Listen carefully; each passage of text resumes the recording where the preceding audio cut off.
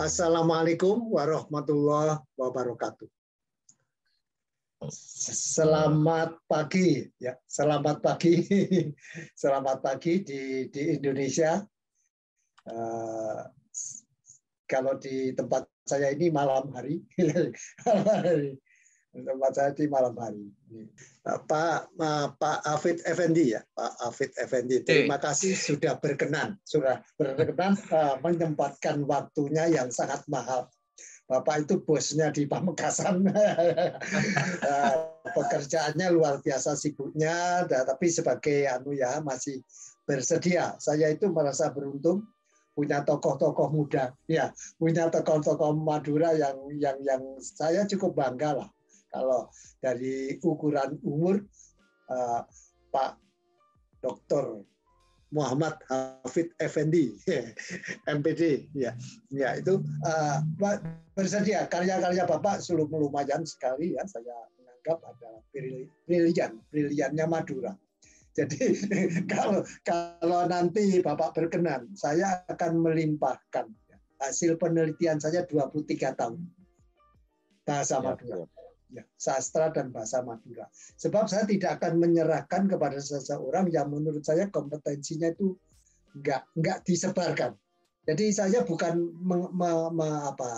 tapi saya senang sekali kalau hasil penelitian ini apa yang terjadi ini disebarkan, dilakukan penelitian ulang, dilakukan diberikan kepada sesama ilmuwan, kalau saya katakan budayawan, selama pakar-pakar bahasa. Jadi ini memang penelitian sudah bertaraf internasional dan reputasinya ini yang membuat ini juga reputasi internasional.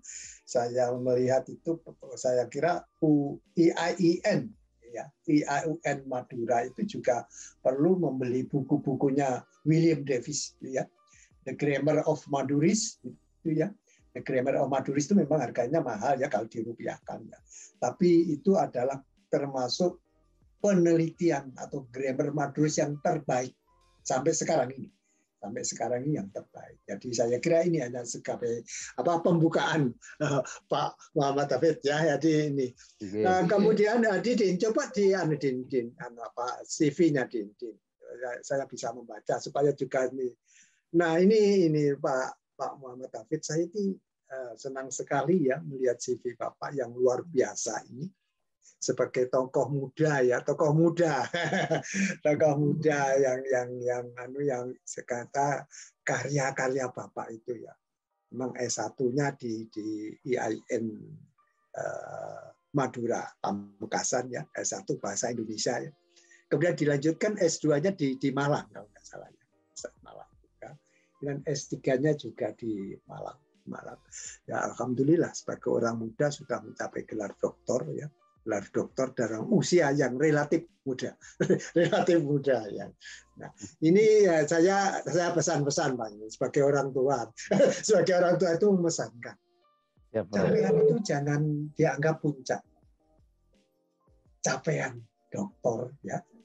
Jadi kadang-kadang ini saya bukan banyak dulu ada wacana-wacana atau suara-suara bahwa kalau sudah tingkat doktor itu sudah maksimum tertinggi dan tidak mau belajar lagi, tidak mau berkolaborasi lagi, tidak mau. Bahkan kalau saya ini ada persiapan untuk level internasional. Jadi ini. Jadi bagaimana ini Madura ini di level kami internasional. Walaupun sudah saya merintis, tapi nanti data-datanya akan saya sampaikan kepada Bapak supaya ini bisa di-sharing. Sharing apa ya ini tadi ya. Jadi saudara-saudara semua ini kita berbangga sekali Bapak Dr. Muhammad Hafid Effendi MPD ini dari Pamekasan. Dari Pamekasan. Kalau saya Mutiara Madura, berlian Madura. Banyaklah sebetulnya di Pamekasan itu berlian-berlian seperti beliau itu banyak, tapi cuma masih bersembunyi, belum menampakkan diri. Tapi Pak Hafid ini bersedia. Jadi saya tokoh Pamekasan ini baru pertama kali adalah Bapak yang bersedia untuk dijadikan narasumber. Jadi ini kalau saya melihat memang bahasa dan sastra Indonesia dari Universitas Madura, kemudian bahasa lagi dari Universitas Islam Malang, kemudian pendidikan bahasa Indonesia lagi Universitas Negeri Malang. Ini bagus semua ya, bagus. Jadi kalau dilihat dari riwayat pengabdian dari Bapak Muhammad Hafid Effendi, beliau itu adalah ya banyaklah kalau dikatakan karya-karya itu ya. Kalau kayak mulai yang terbaru ya, riwayat pengabdian yang terbaru itu inovasi pembelajaran pada masa pandemi COVID-19 di SMP Negeri Pamekasan. Ini yang terbaru 2020-2021. Kemudian yang tahun 20 sebelumnya ini adalah internalisasi nilai-nilai toleransi dan interaksi sosial masyarakat di dusun Ban Lanjeng Desa apa Lontoraja. Paskan. Ya. Kemudian beliau juga melakukan selain itu karyanya masih banyak lagi yang nggak bisa sebutkan semua. Bahwa itu adalah kalau kita lihat itu masih banyak lagi yang sebetulnya nanti ini CV ini kalau diperkenankan Pak, ini kami kalau minta izin loh yang ini kan kadang-kadang data pribadi ya, data pribadi. Tapi kadang-kadang Pak, kalau boleh itu bisa saya upload di website saya. Jadi nanti PowerPoint saya upload. Siap, Prof. CV saya upload. Ini data ini. Sama apa? Ini banyak orang yang tidak mengetahui bahwa di dekatnya ini ada orang pintar ini. Ada orang pintar ini. Ada orang yang bisa dijadikan narasumber untuk bahasa. Bukan hanya bahasa Indonesia, tapi bahasa Madura juga. Nah, nanti kepandaian Bapak, keahlian Bapak mengenai bahasa Madura, coba dikolaborasikan dengan bahasa Jawa. Ini kan bagus nanti. Karena apa? Sebetulnya bahasa itu ya dekat-dekat saja loh Pak. Antara Jawa dan Madura itu dekat-dekat saja. Oke, Prof. Kalau saya sebut dari CV beliau itu luar biasa sekali. Saya sudah baca. Nah, saya persilakan karena Bapak waktunya pendek ya, cuma 1 jam. Tapi umpama mau nambah ya nggak apa-apa. Jadi lebih dari nggak apa-apa. Masyarakat ini lagi menunggu. Memangnya orang Madura itu mana itu dokternya itu. Nah, ini sudah menampil ya. Jadi yang satu lagi tampil dokter dari Situbondo. Nah, ini adalah dokter dari Pamekasan. Ya, nanti akan disusul dari Pak Sumeneb barangkali ya. Nanti disusul dari Bangkalan, disusul dari Sampang dan seterusnya. Saya persilakan Pak Hafid. Terima kasih Prof. Surahman Jati. Bisa di-share PPT-nya Prof ya. Iya Din, silakan PowerPoint-nya Din. Assalamualaikum warahmatullahi wabarakatuh. Selamat pagi. Salam sejahtera untuk kita semua, saudara-saudara yang ada di Pamekasan, di luar Pamekasan dan di luar negeri ini. Pak Dimyati ini merupakan salah satu tokoh Madura yang sudah melalang buana ada di luar sana dan sangat energik di usia sudah menginjak 60 ya Pak Dim ya? Saya 70 Pak. Wah 70, kelihatan masih 60 Pak Dim. Ada saja, saya luar ini sudah tua, cucu saya 8.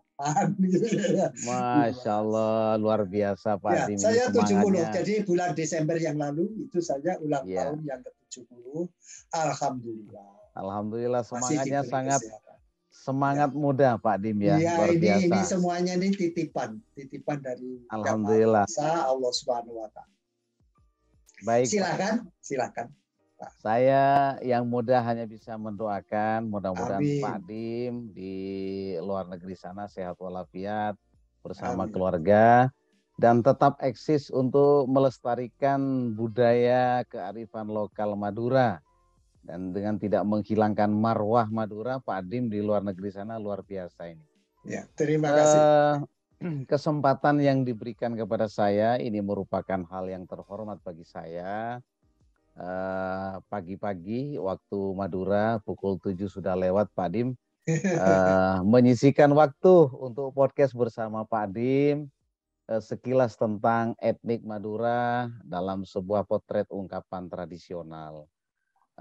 Mengingat etnik Madura yang sangat beragam, stereotip yang banyak dilimpahkan kepada orang Madura, baik itu negatif atau positif, riset-riset sebelumnya yang dilakukan oleh para pakar, termasuk Hoek de Jong di Belanda itu, meneliti tentang Madura selama 4 tahun, tentang garam, kerapan sapi, dan kekerasan, itu luar biasa. Semua riset-riset masa lampau sampai masa kini kita saling menghargai karena itu sebuah kajian ilmiah, temuan-temuan di lapangan yang perlu kita beri apresiasi.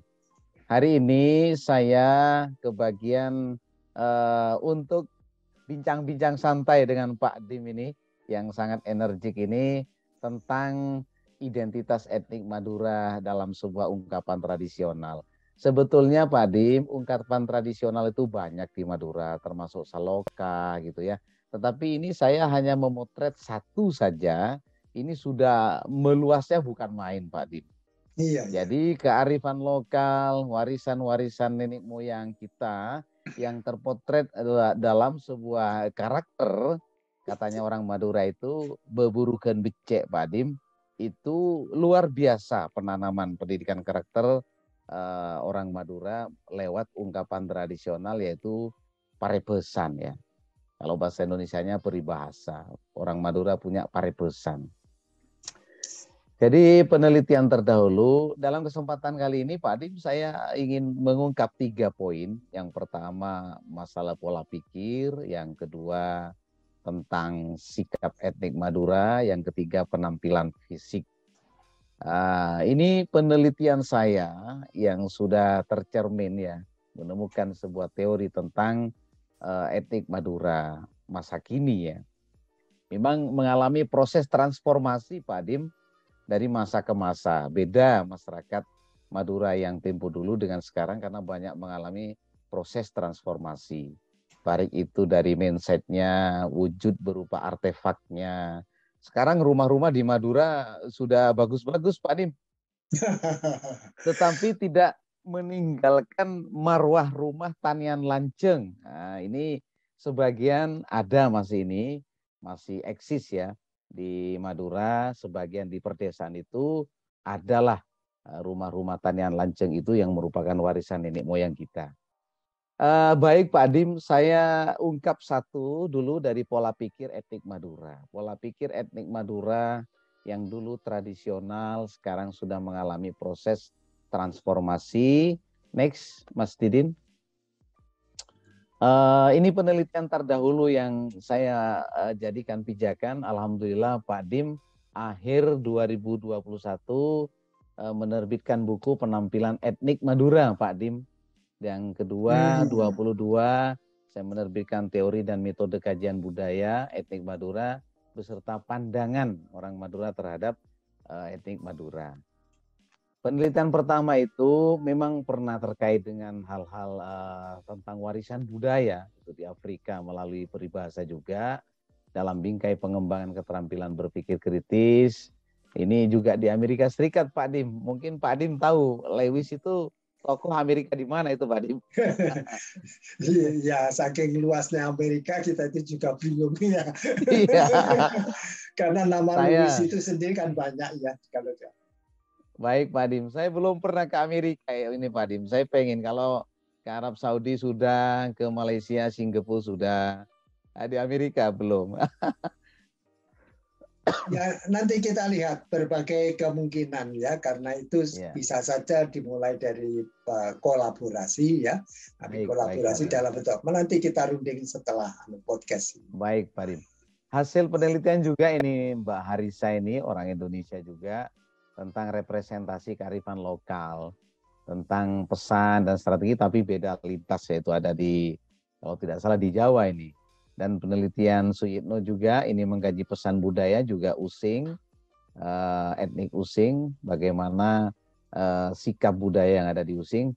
Dan Nugraha juga menjadi rujukan penelitian terdahulu yang saya selaraskan tentang peribahasa Madura. kental dengan unsur figuratif. Nah, ini masuk akal. Penuh dengan figuratif, baik yang bersifat deviasi makna seperti metafor, simile, metonimi, sinekdok, itu hiperbola, ini banyak di Madura. Saya mengungkap hanya satu peribahasa. Ternyata saloka gitu ya, papareken, sendelan, pantun itu banyak mengandung hal-hal yang berbau figuratif. Baik, next Mas. Ini potret Pak Dim, pola pikir etnik Madura dalam ungkapan tradisional. Sebetulnya pola pikirnya banyak Pak Dim ya. Jadi hubungan dengan benda, kaitannya dengan benda, dan makna-makna tentang religius, tentang pendidikan karakter yang terdapat dalam ungkapan tradisional berupa peribahasa itu banyak. Saya kutip sedikit ini tentang pola pikir hubungan dengan benda, etnik Madura dalam ungkapan tradisional, wujudnya berupa parepesan pote mata ben pote tolang bengok pote tolang. Itu bisa dibalik juga anguan pote tolang, anguan pote mata ketempeng pote tolang. Hal yang berada di sini, ini transformasi sampai sekarang, orang Madura itu tetap seperti ini Pak Dim. Kalau diganggu harga dirinya. Kalau dalam Islam itu kita boleh membela kalau keluarga diganggu, agamanya diinjak-injak atau dicaci maki, ini harus kita bela mati-matian begitu. Tapi bukan yang dimaksud ini bunuh-membunuh, tidak. Karena orang membunuh itu dilarang oleh agama, yang pasti Islam melarang membunuh orang lain. Tetapi karena ini terkait dengan harga diri Pak Dim. Jadi kalau istri ya, ini kalau di Madura istri. Istilah bahasa Maduranya itu kebengan Pak Dim. Kebengan itu kalau istrinya diganggu orang lain itu pasti itu tidak terima. Maka bentuk mempertahankan harga diri pasti dia membunuh dengan celurit yang disebut carok gitu ya. Nah, carok dulu itu Pak Dim kan memang berhadap-hadapan gitu ya. Satu lawan satu dengan memegang celurit. Tetapi ada transformasi bahwa carok itu kadang-kadang nyelep Pak Dim. Nah, ini nyelep. Istilah nyelep itu tidak mau hadap-hadapan. Kadang-kadang nyelep dari belakang gitu ya. Tanpa persiapan. Ya ini yang tidak gentleman saya kira bagi orang Madura. Dan selain itu Pak Dim, dalam zaman ini juga bergeser. Kalau dulu masalah kebengan terjadi carok, sekarang itu bergeser Pak Dim. Merebut lahan parkir, itu merebut harta warisan, itu kadang-kadang antar saudara, mecedi, itu terjadi carok. Jadi kalau tidak menggunakan senjata tajam di Madura itu tokar bukan carok. Nah, ini untuk menghilangkan marwah seperti ini sulit. Padahal agama itu melarang, membunuh orang lain itu melarang. Tetapi dalam agama kita harus melakukan perlawanan apabila keluarga kita diganggu dan agama kita diinjak-injak atau dicaci maki. Ini yang perlu dipahami bersama, bahwa ungkapan ini refleksi dari tindakan yang disebut carok itu. Baik, meskipun carok itu jelek Pak Dim, stereotip jelek, tapi orang Madura sulit menghilangkan ini. Karena ini sebuah potret yang menyatu nilai-nilai apa yang terpati religius dalam orang Madura. Oh, kata agama itu kita harus melawan kalau agama itu dicaci maki, agama Islam, dan keluarga kita itu diganggu. Nah, gitu. Tetapi inilah sikap orang Madura, pola pikirnya berubah menjadi kekerasan gitu ya. Lebih baik mati ketimbang menanggung malu. Ini terkait istri diganggu. Kalau anak tunangan diganggu nggak ada masalah. Di Madura itu bisa cari lagi. Tapi kalau istri diganggu, maka ketimbang menanggung malu lebih baik mati.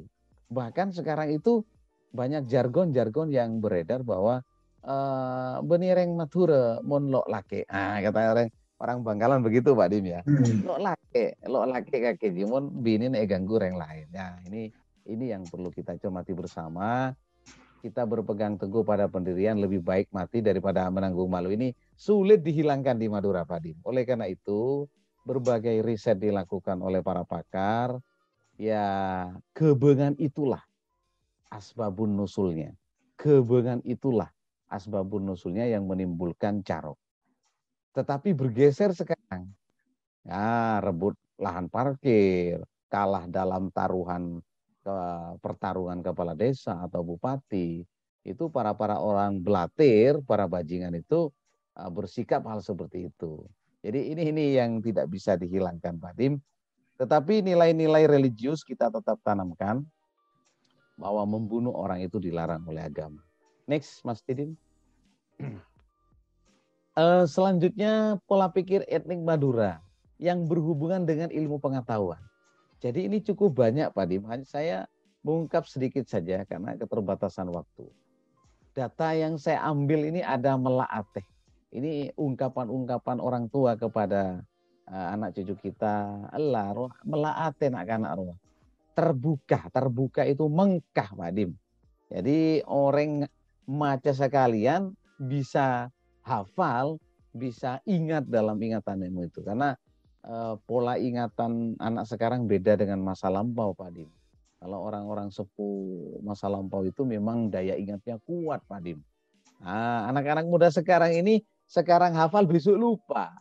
Hingga timbul sistem drill, didrill oleh gurunya. Ya, ungkapan melaate itu pasti terungkap di masyarakat. Khususnya banyak di pesantren-pesantren yang tahfidz, itu yang hafid dan hafidah. Selanjutnya ada data 22 itu wujud verbalnya miskin arta soki ilmu. Nah, ini ungkapan orang Madura. Jadi orang Madura itu yang dikategorikan miskin itu seperti apa? Ya, orang Madura itu sangat nerimo apa adanya, terus sangat sederhana, ya, sehingga muncul maske bujo capih pakun edeer. Nah, bujo capih ini kesederhanaan orang Madura. Jadi miskin harta yang dimaksud lebih baik miskin harta daripada lebih baik miskin harta. Soki ilmu. Soki ilmu ini yang dikedepankan daripada harta. Tetapi ada mengalami transformasi, Pak Din. Sekarang orang Madura sudah mulai hidup glamor.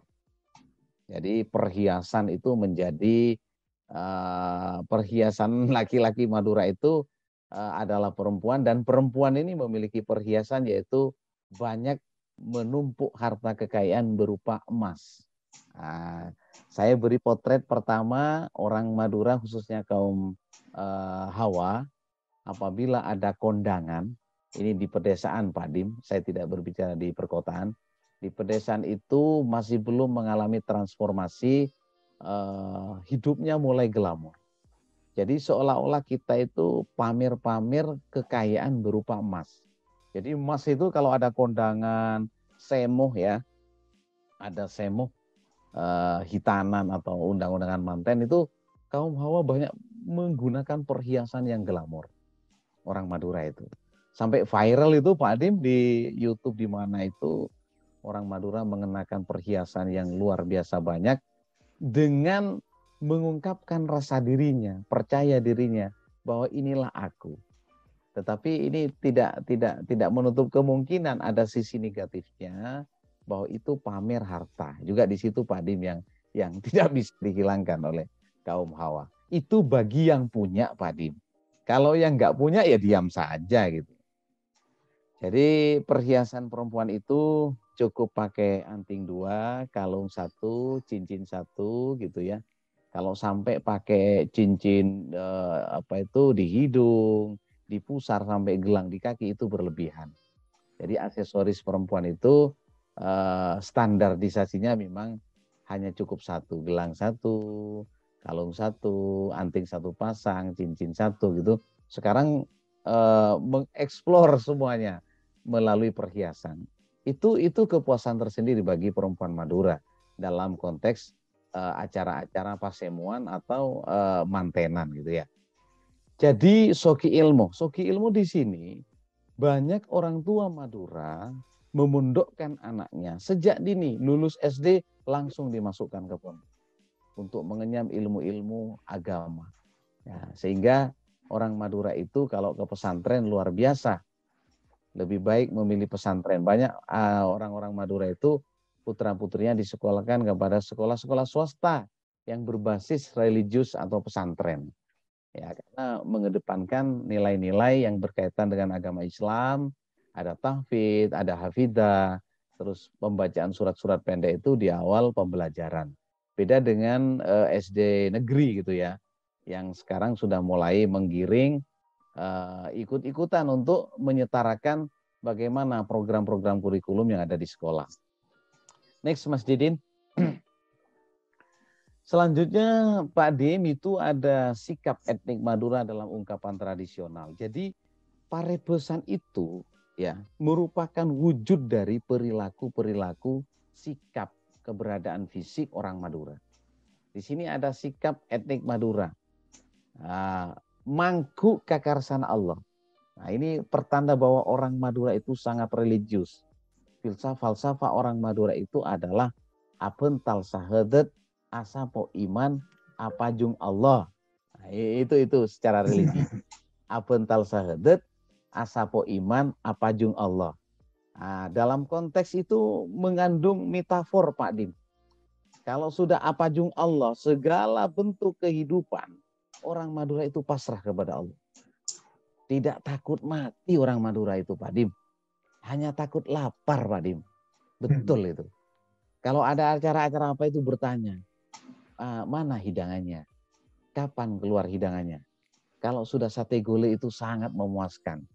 Padahal leluhur kita itu cukup buje capi itu sudah puas, Pak Dim, dengan kesederhanaan orang Madura. Sekarang orang Madura mau tak sate gule kurang kebesar. Jadi orang Madura tidak takut mati. Hanya takut lapar, Pak Dim. Sehingga yang cari ke luar negeri, ke Surabaya, ke Jakarta, hanya untuk menghidupi anak cucu. Masa sampai jual bensin di depan pom bensin orang Madura itu, Pak Dim. Jual bensin eceran di depan pom bensin. Logikanya adalah, loh, sampean itu kok jual bensin eceran di depan pom bensin?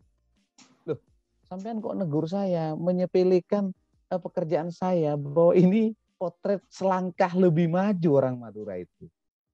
Bahwa Allah sudah memberikan rezeki. Belum tentu rezeki yang punya pom bensin itu lebih besar daripada saya. Saya bisa menyekolahkan anak. Gitu ya. Jadi orang Madura itu kepasrahannya ini yang luar biasa. Jadi Cak Nareng Mature, buru kapatu, Pak Dim. Buru kapatu itu segala bentuk perilaku, ajal, jodoh, rezeki itu sudah yakin Allah yang menentukan. Jadi tidak mengurangi rasa keimanan lagi. Alako tak alako sepenting akan. Itu kata orang Madura itu. Alako tak alako sepenting akan. Mun ben tero atana iya atani. Mun tak atani iya tak atana. Gitu ya orang Madura. Nah, kalau kita tarik benang lurus, apakah orang Madura itu masyarakat maritim atau masyarakat petani, nelayan atau pedagang? Nah, kalau kita melihat asbabun nusul, Pak Dim, memang Madura itu awal mulanya tempo dulu kan memang masyarakat maritim. Kita diselimuti oleh lautan. Yang nampak itu terlihat hanya 2 gunung di Madura itu tempo dulu. Pada zaman kerajaan itu hanya Gunung Kikir, Geger, dan gunung yang ada di Sumeneb itu gunung mana itu, Pak Dim? Pajudan. Ya, Pajudan. Hanya itu yang nampak. Tetapi sekarang Pak Dim mengalami transformasi akulturasi budaya. Kalau kita hanya mementingkan masyarakat Madura itu sebagai maritim, tidak bisa hidup maksimal. Orang Madura sekarang bergeser menjadi petani. Petani tembakau, petani padi, ya, petani bawang. Ada petani garam, Pak Dim. Ini yang bisa menghidupi secara maksimal. Meskipun banyak perahu-perahu dari ujung barat sampai ke timur itu, tidak puas orang Madura melakukan pekerjaan sebagai masyarakat maritim. Ada pedagang. Pedagang besi tua, Pak Dim. Orang Madura di Jakarta itu kaya raya luar biasa, hanya mengumpulkan besi tua itu. Ya, mengumpulkan rongsokan barang bekas dijual, tidak menyerah, Pak Dim. Orang Madura itu. Jadi sikap etnik Madura itu terpotret dalam peribahasa Madura. Mangku kakarsana Allah itu paling luar biasa orang Madura itu.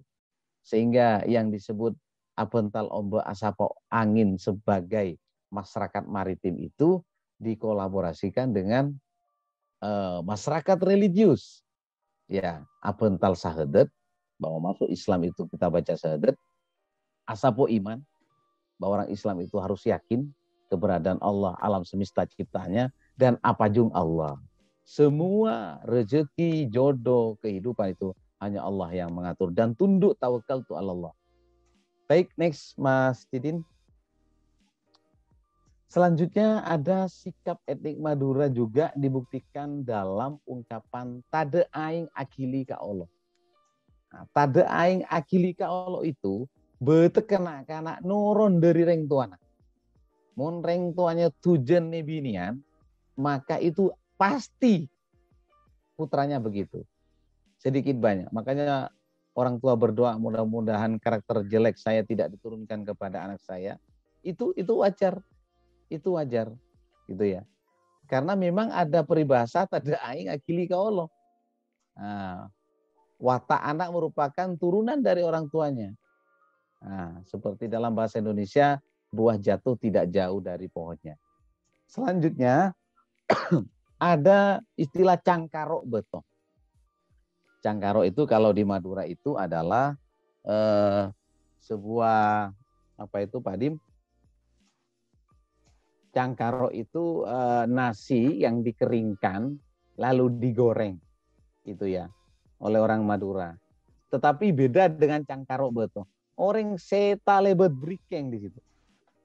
Brikeng. Jadi tatarannya itu ondekena begini Pak Dim. Cerek ya, cerek talebet cerek brikeng. Ya. Moncan reng Arab harit. Jadi brikeng itu adalah watak jelek pikir, kayak gitu ya. Kalau orang itu menjadi dermawan kan enak, tapi ini dipotretkan dalam peribahasa bahwa watak brikeng itu ada itu. Jadi Allah memberikan sebuah tindakan kepada manusia, kalau brikeng ya tetap dibalas brikeng begitu Pak. Oke, next Mas. Selanjutnya ada penampilan fisik, ini yang luar biasa. Tetapi mayoritas di Madura itu penampilan fisik itu memang terpotret kepada kaum Hawa, yang banyak kaum Hawa gitu ya. Misalnya penampilan fisik etnik Madura yang dibandingkan dengan benda. Ada peribahasa parepesan marabulan keemper. Nah, ini hanya diungkapkan kepada perempuan. Reng bini kedua siapa deratin Robin. Jadi bulan, jadi kosmologi itu dijadikan sebuah potret oleh orang Madura tempo dulu sampai sekarang.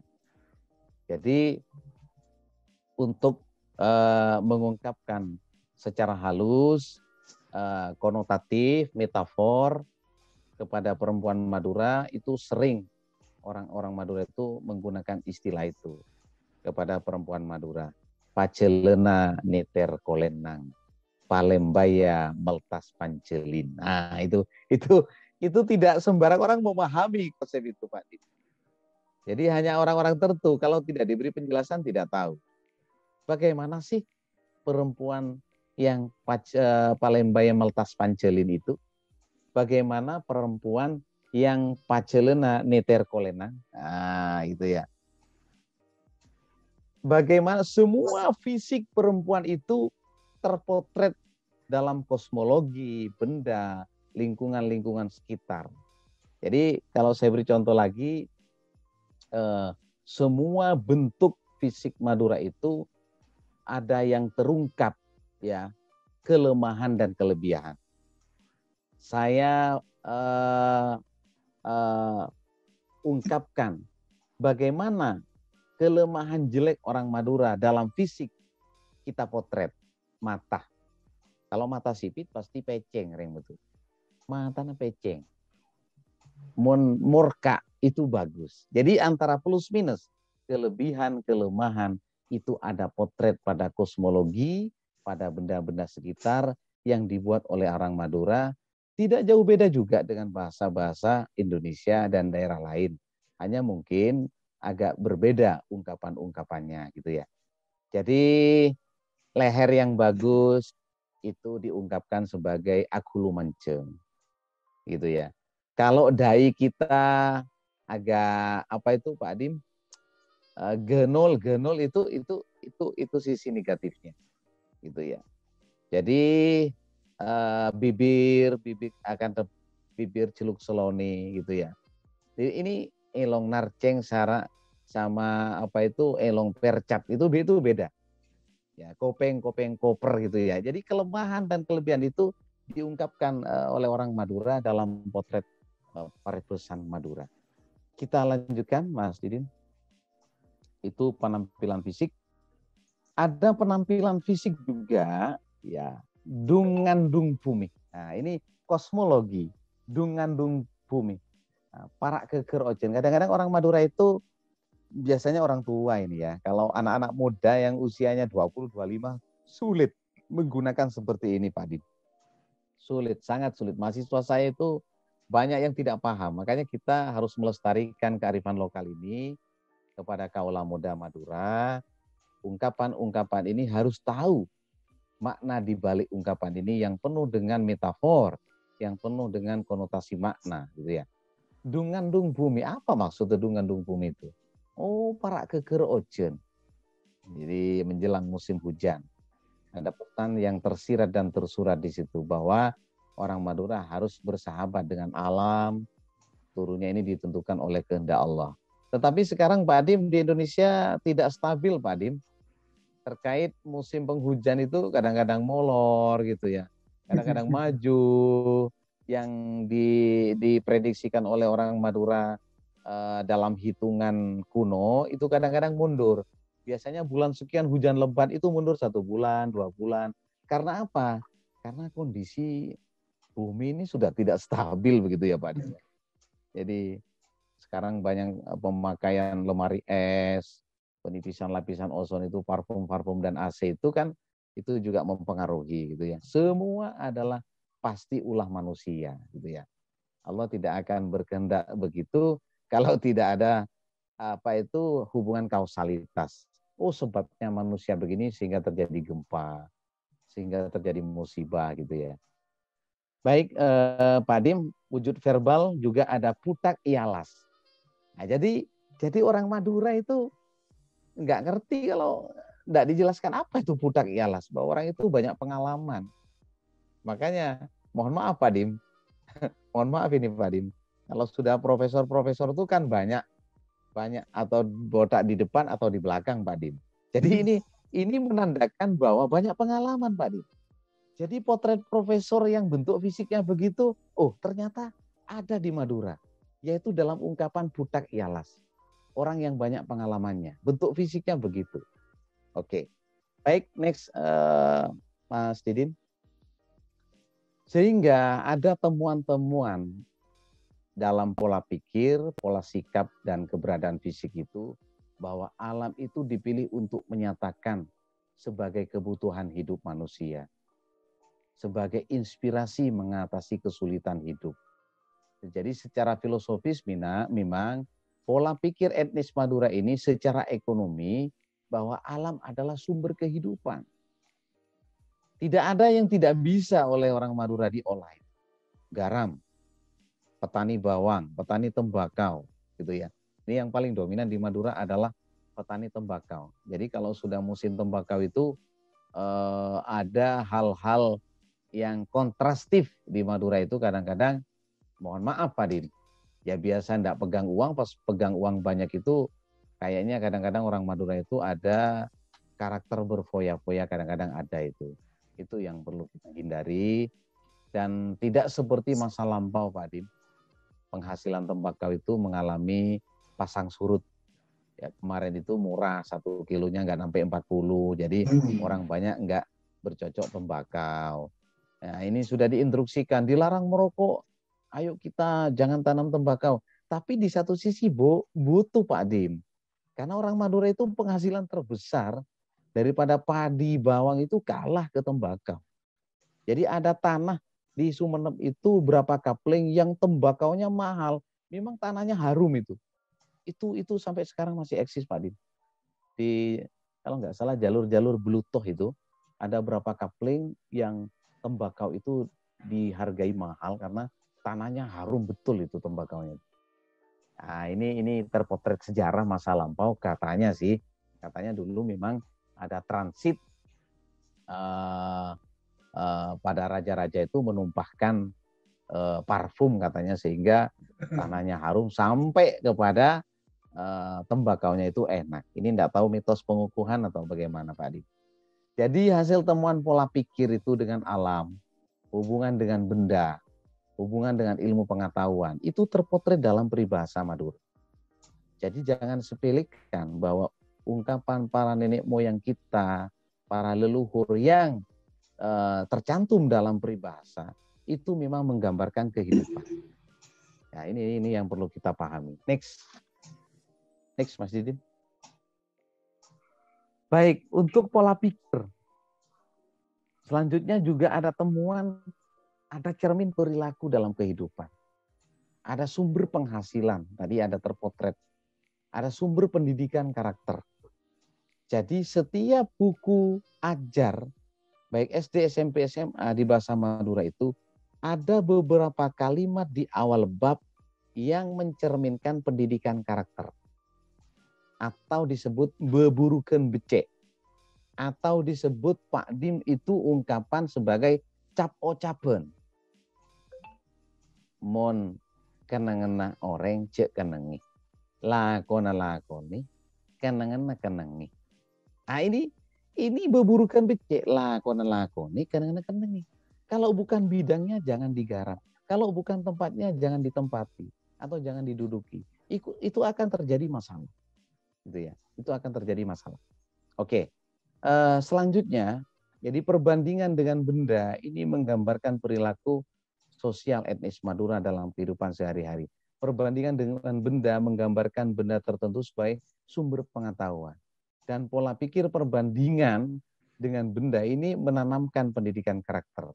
Oleh karena itu, etnis Madura menggunakan benda-benda sebagai pengetahuan untuk menjalani kehidupan sehari-hari. Next.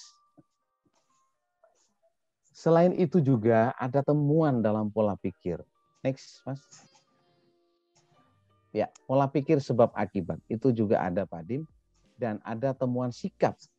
Jadi temuan sikap itu ada sikap yang dihubungkan dengan alam, ada sikap etnik yang dihubungkan dengan sikap berketuhanan pada aspek keimanan tadi itu yang pental syahadat apajung Allah, asapo iman apajung Allah. Sikap etnik Madura yang dihubungkan dengan kebergantungan manusia kepada Allah. Hablum minallah. Gitu ya. Jadi alam sebagai sumber belajar, alam sebagai inspirasi, alam sebagai sumber kehidupan gitu ya. Bercocok tanam sebagai petani garam, tembakau. Tuhan Maha Pengampun saat memerlukan pertolongan. Jadi yakin orang Madura itu. Jadi Allah sebagai pelindung. Allah Maha Adil, yakin bahwa itu. Jadi secara filosofis dikategorikan sebagai sikap religius etnik Madura. Makanya pondok pesantren itu banyak di Madura, Pak Di. Di Madura itu, Pak Di, wabil khusus di Pamekasan. Itu sangat sami'na wa to'na. Apalagi Bangkalan yang sudah ada jargon gerbang solawat. Ya, di Pamekasan sebagai gerbang salam. Jadi apa yang diinstruksikan ulama itu pasti sami'na wa to'na, pasti dipatuhi oleh etnik Madura. Karena antara orang Belatir, Umaro, ulama itu ya saling memahami, saling menghargai. Nah, itu orang Madura tetap bahwa nilai tertinggi, nilai sikap tertinggi etnik Madura adalah nilai religius. Saya beri contoh satu, Tanian Lanceng. Tanian Lanceng ini merupakan potret bahwa orang Madura adalah nilai sikap tertinggi adalah nilai religius. Kalau ada tamu, tidak boleh langsung masuk ke rumah. Tetapi di situ disambut di kobung atau langgar atau musola yang sekarang itu disebutnya. Jadi menerima tamu, makan bersama, ngaji, sholat, santai, itu diterima di kobung. Tidak masuk langsung ke rumah. Jadi pintu masuk dari timur itu langsung masuk ke kobung. Disiapkan di situ, menerima tamu. Karena apa? Ya ini, bahwa dilarang seorang istri menerima tamu laki-laki apabila tidak ada suaminya. Nah, maka diterima di kofung, gitu ya. Oke, next, Mas Didin. Sikap etnik Madura juga dalam paribasan Madura pada kehidupan bermasyarakat, sikap tolong menolong, wah ini pasti sampai sekarang. Ya, sehingga sikap tolong menolong meskipun tidak kenal orang Madura itu. Ya, misalnya orang Jawa lah pergi ke Madura. Meskipun orang Madura ada stereotip negatif, keras gitu ya. Ya tidak keras seperti itulah. Kita coba lihatlah orang Madura itu kan suka toleransinya luar biasa, suka tolong menolong, kerjasama gitu ya. Sikap menjunjung tinggi kesopanan itu, sesepuh pasti ada di depan, pasti harus duduk di atas si sepuh itu, dihargai, tidak nyelonong-nyelonong. Silakan jadi imam yang sepuh. Meskipun modal lebih pintar, sampai gelarnya doktor misalnya, tapi mengedepankan sesepuh, silakan sesepuh. Karena ini tinggi kesopanan orang Madura. Menjunjung tinggi rasa kekerabatan. Meskipun bukan setong dere, orang jebe entar ke Madura tetap dihargai Pak Di. Jadi tidak sembarang orang Madura itu keras. Ini keras tapi akeres gitu ya. Keras tapi akeres, berwibawa. Tidak sembarang orang itu dibunuh. Tidak, itu stereotip negatif itu ada, tapi tidak sembarang begitu. Kita punya aturan gitu ya. Baik, sikap etnik Madura yang berkaitan dengan kehidupan diri sendiri atau jati diri. Sangat giat dalam bekerja orang Madura itu. Gitu ya. Sampai ke luar negeri, sampai ke Malaysia, Singapura, di Arab Saudi gitu ya. Jadi mungkin terbanyak di Malaysia dan Singapura, Arab Saudi. Bekerja keras untuk memenuhi kebutuhan hidup. Tadi saya contohkan itu. Selangkah lebih maju orang Madura. Jual bensin, masak di depan pom bensin, kan tidak masuk akal gitu. Gimana mau membeli? Bisa saja kalau pom bensin antri, orang beli di luar, begitu. Bisa jadi itu. Jadi karena yang ngatur rezeki itu Allah. Gitu. Hemat dan cermat. Ini stereotip positif, tetapi stereotip negatif ada Pak Din. Hemat dan cermat itu kalau sudah musim tembakau, bukan hemat orang Madura itu. Boros itu. Kadang-kadang spread itu dibuat basuh tangan kadang-kadang. Makan mengambil seenaknya kalau pegang uang banyak itu. Jadi boros itu nampak juga orang Madura. Baik, sikap tahu diri. Ya. Jadi secara filosofis, sikap kepribadian Madura itu tahu diri. Jelene, keneng, tahu diri. Orang Madura itu takut berbuat salah, Pak Din, filosofinya. Tapi kalau sudah ada yang berbuat salah, itu konsekuensi sendiri.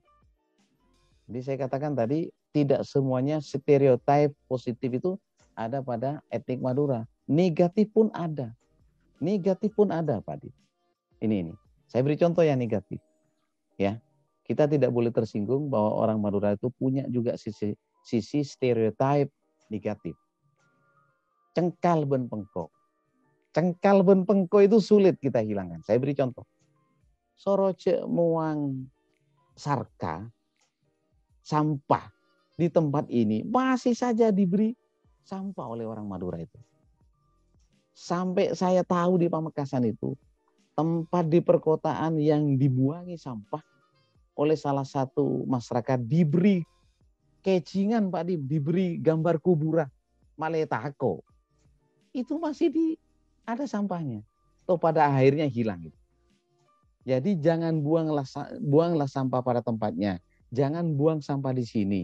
Di sini tidak dibuangin, pindah ke sebelahnya.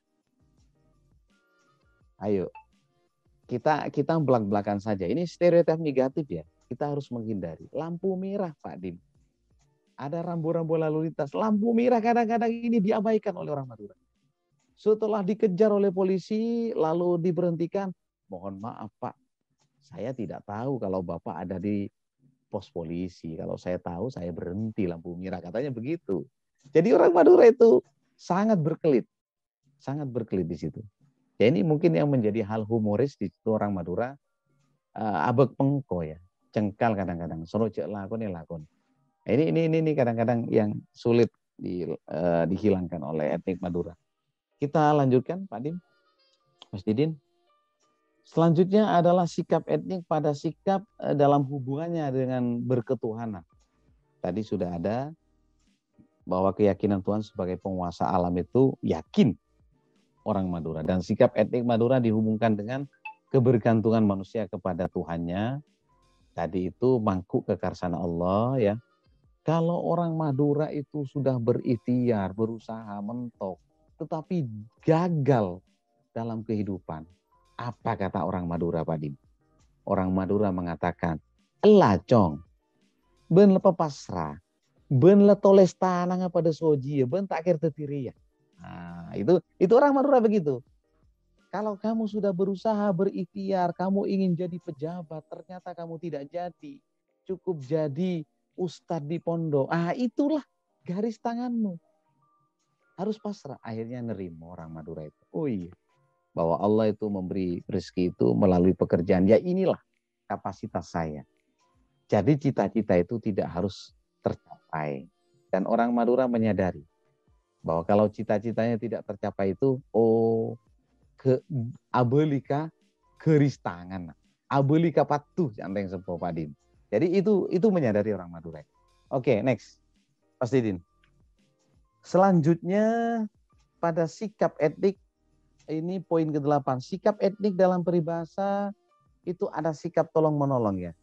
Ada sikap etnik kehidupan jati diri tadi sudah selesai. Next ke atas lagi. Ke atas, Mas. Ya, sekarang penampilan. Sosok fisik etnik Madura. Sosok fisik yang dihubungkan dengan benda untuk menggambarkan wujud penampilan fisik. Nah, kepatutan berbusana. Teng Madura ngocak akan tak abek sampaian. Akan tak abek sampaian. Ngangkui apa-apa pantas. Gitu ya. Penampilan fisik etnik Madura dihubungkan dengan alam. Jadi dihubungkan dengan alam. Orang sih punya pengalaman. Bagaimana fisiknya? Ya seperti itu. Saya tadi gambarkan, wah kalau sudah profesor, pasti banyak yang memiliki fisik seperti itu. Artena, orang banyak pengalaman. Gitu ya. Budak iales itu orang banyak pengalamannya. Atau katanya bahasa Indonesia, sudah banyak makan garam. Nah, ini banyak pengetahuannya gitu ya. Oke, next. Mas Didin. Ya, penampilan fisik juga ini dibandingkan dengan benda berwujud penampilan fisik tercermin dalam karakter cerminan sosok tubuh perempuan Madura. Jadi di Madura itu sangat terkenal jamunya Pak Dim. Dan Pak Dim sudah tahu itu. Bagaimana jamu untuk awet muda, untuk kuat, untuk singset, itu Madura. Madura itu yang membentuk fisik orang Madura, salah satu faktor yaitu juga. Fisik juga yang diwujudkan dalam ungkapan itu akan telandaur. Eko caki de orang se lancung teki raja. Gitu ya. Kalau saya katakan ke kaum Hawa tadi, pacelena palembaya meltas pancelin, pacelena niter kolenang. Gitu ya. Jadi fisik etnis Madura baik kaum Hawa yang mayoritas banyak diungkapkan itu kaum Hawa. Jadi matana murka gitu ya. Kikina akanta apa itu? Kalau bahasa Indonesia barisan mutiara. Akanta apa itu? Akulu manceng gitu ya. Jadi leher perempuan yang cantik yang kayak ada legit-legitnya itu akulu manceng gitu ya. Ale tontonan gitu ya. Ale tontonan gitu ya. Jadi fisik ini banyak digambarkan khususnya perempuan di Madura. Sehingga muncul ungkapan abek sampaya. Ngangkui apa-apa pantas gitu ya. Jadi orang Madura itu pesan leluhur harus memelihara burung perkutut, memelihara keris, memelihara kuda, dan memelihara istri yang soleha. Bukan istri-istri yang soleha, Pak Dim, tetapi istri yang soleha. Dan 5 ini punya makna metafor, punya makna filosofis. Ngobu manuk keteran. Orang Madura itu percaya, apalagi keteran pote dan keteran celeng, bahwa Petotora etnik Madura. Lembu alus gitu ya, seperti bunyi perkutut ketukannya itu enak didengar. Nah, ngubu keres itu karena pamornya, sehingga orang Madura itu gagah, soke gitu ya. Ada pamor yang ada di keris itu. Memelihara kuda, bahwa orang Madura itu bertenaga kuda, kuat. Peng motornya kuat, tekan ini kuat.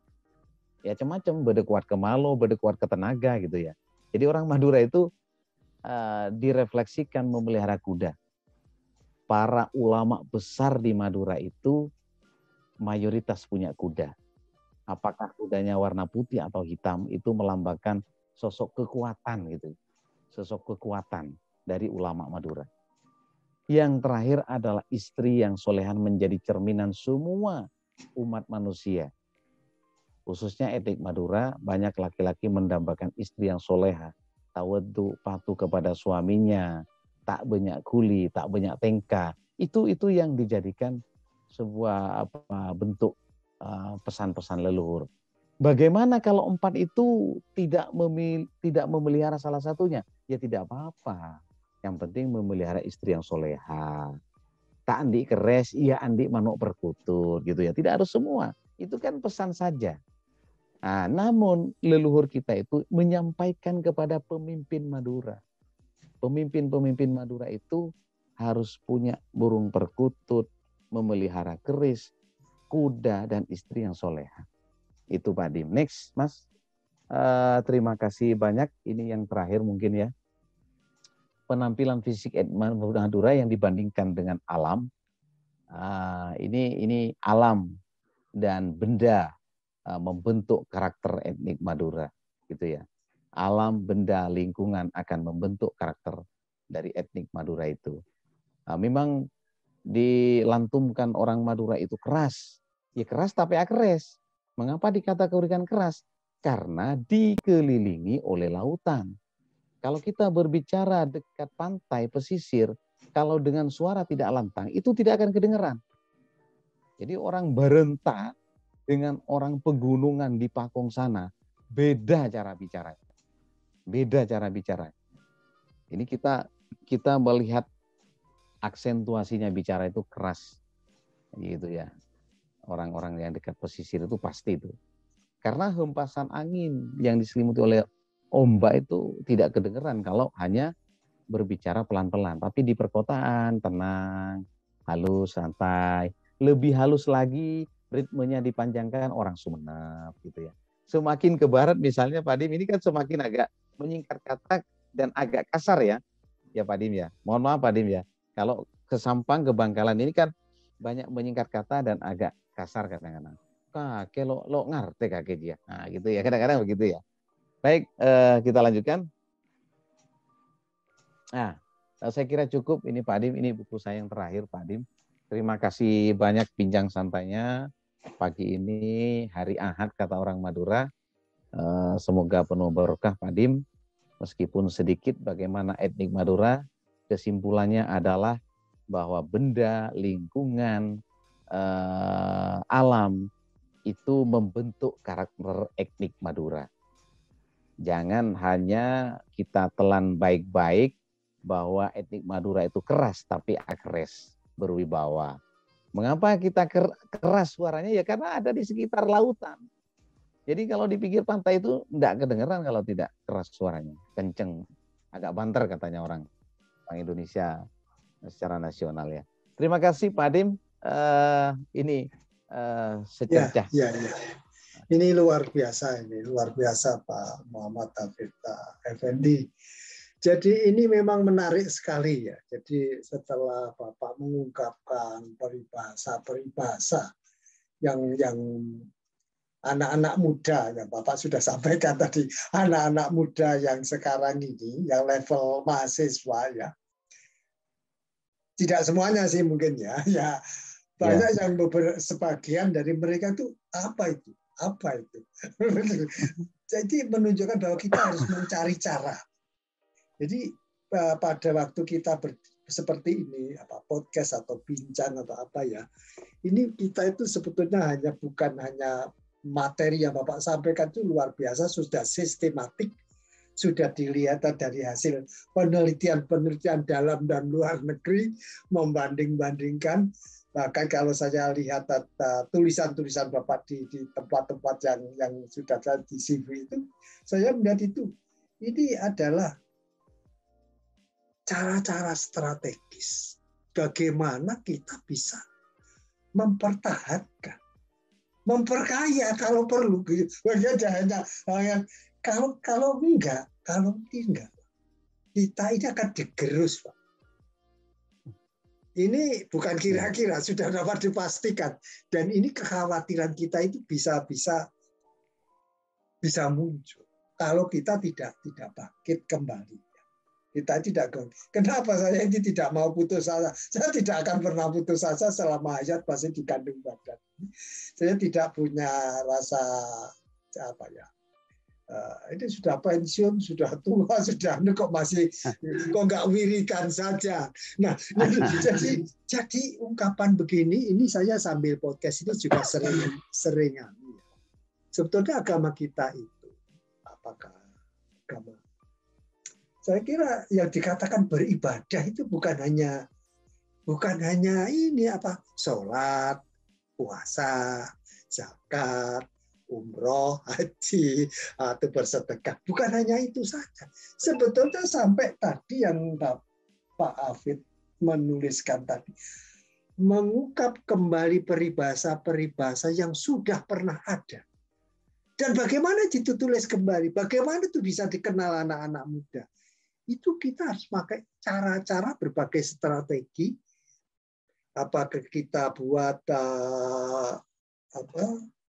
kelompok paribasan, ada kelompok syair, ada kelompok lagi apalagi kalau nggak salah tempo hari itu adalah dari Pak Bustomi itu legenda tadi dari Sumeneb kemudian sampai Pamekasan, Sampang, Bangkalan. Jangan hanya berhenti situ, tapal kuda, lanjutkan. Jadi sebetulnya cerita rakyat ya. Iya. Jadi legenda-legenda itulah sebetulnya jati diri kita. Jati diri bangsa kita. Kalau tidak, ya nontonnya sinetron Korea Selatan saja. Nontonnya sinetron Korea Selatan. Loh, ini sudah saya siapkan. Ini 50 cerita rakyat Madura. Itu tinggal ngambil saja, klik, tinggal diimprovisasi. Nah, kalau tadi paribasan, ya nanti kalau kita membuat lagu-lagu, jangan lupa diselipkan paribasan. Kalau kita kita biasanya kalau di musola, kita di bekaf atau apa yang menamakannya itu kan sebetulnya sebelum sholat kita membacakan syair-syair.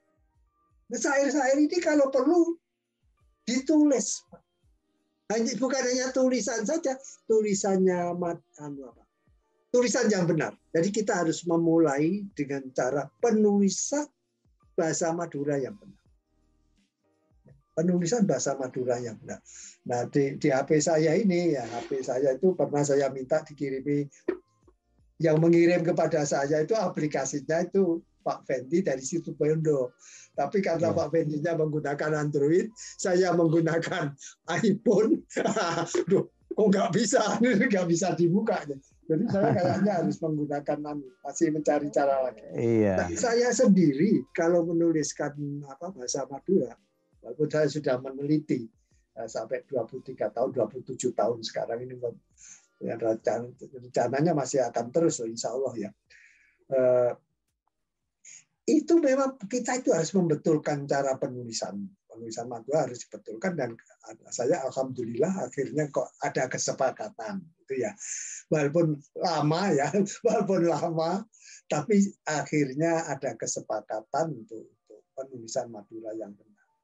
Ini proses nggak apa-apa, di mana-mana selalu begitu, bahwa saya juga tidak melihat apakah di Sunda itu ada penulisan Sunda yang benar.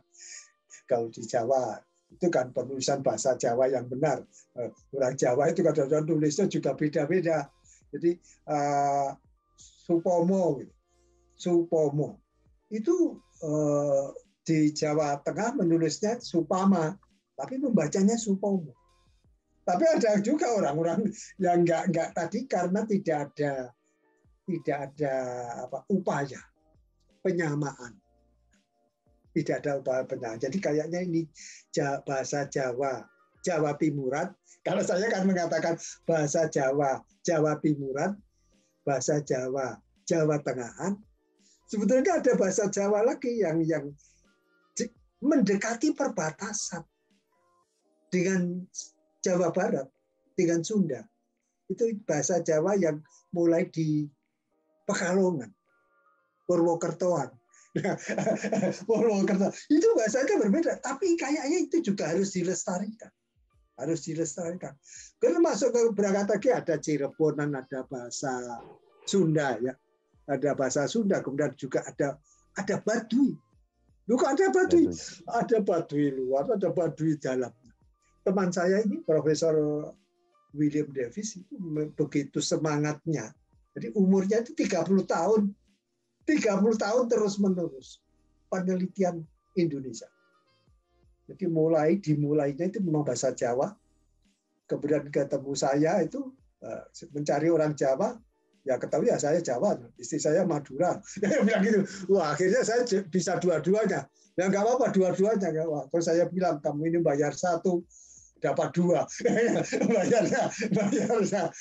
Bayar asisten profesor itu saya dibayar 1 tapi dapatnya 2 karena saya bisa diambil bahasa Jawa saya, bisa diambil bahasa Madura. Nah, akhirnya merembet ke bahasa Bali, bahasa Saksa. Jadi sebelum bahkan profesor itu meninggal dunia baru meluluskan 2 doktor. Satunya doktor, dua-duanya itu suami istri. Kedua-duanya itu di bahasa Saksak. Saksak itu dari bahasa di dekatnya Pulau Bali itu Lombok, di Lombok. Yeah. Nanti sampai meninggalnya itu gara-gara di Baduy Dalam. Jadi, Pak Profesor David begitu mengumpulkan data. Jadi kok sejauh mana orang Indonesia sendiri itu melakukan penelitian bahasa daerahnya. Masa datanya ada di Amerika Serikat? Ini. Jadi kita itu punya data Baduy Dalam itu ada di Amerika Serikat. Bahasa Madura yang mungkin terlengkap itu malah di Amerika Serikat. Memang dulu awal-awalnya itu adalah di Belanda. Tapi akhir-akhir ini sejak 23 tahun berturut-turut Bill Davis dengan saya itu data-data Madura itu bagusan. Terkumpul di sini dan banyak dan nanti akan Pak Fendi ya Pak Fita Fendi ini kalau berkenan ya saya titipin ini, jadi saya kirim saja ya telah di sana diletakkan di perpustakaannya kan ya di digital library-nya, jadi semua mahasiswa bisa mengakses. Semua mahasiswa bisa mengakses, walaupun nanti juga diberikan akses itu yang 30 cerita rakyat dalam 3 bahasa itu yang pertama di dunia itu kok. Belum ada kok. Yang Jawa aja nggak ada kok. Jawa belum punya. Yang punya hanya Madura. Jadi Madura itu 30 cerita rakyat dalam 3 bahasa. Bahasa Maduranya sendiri, bahasa Indonesia, terus bahasa Inggris.